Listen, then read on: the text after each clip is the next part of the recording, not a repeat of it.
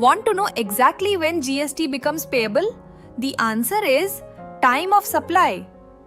It determines when the tax liability arises for both forward and reverse charges. Under forward charge for goods, it's typically the earlier of the invoice date or due date of invoice. GST is generally not payable on advances received for supply of goods due to Notification 66 of 2017. For services, it's the earlier of the invoice date, payment receipt or bank credit.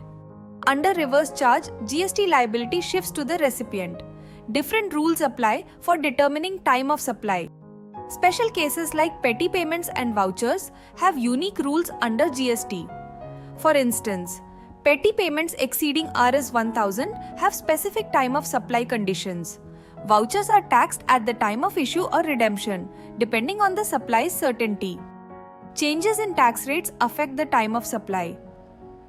It's important to note the timing of invoices and payments to determine the applicable tax rate.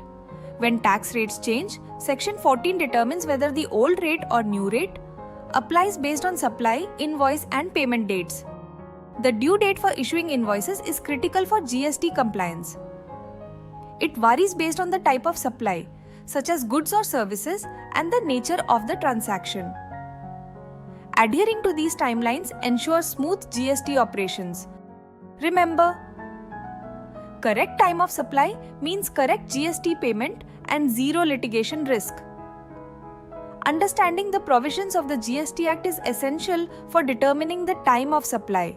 This includes knowing the point of supply rules and how they apply to different scenarios, such as goods sent on approval. GST doesn't become payable when you think it does. It becomes payable when the time of supply rules say so.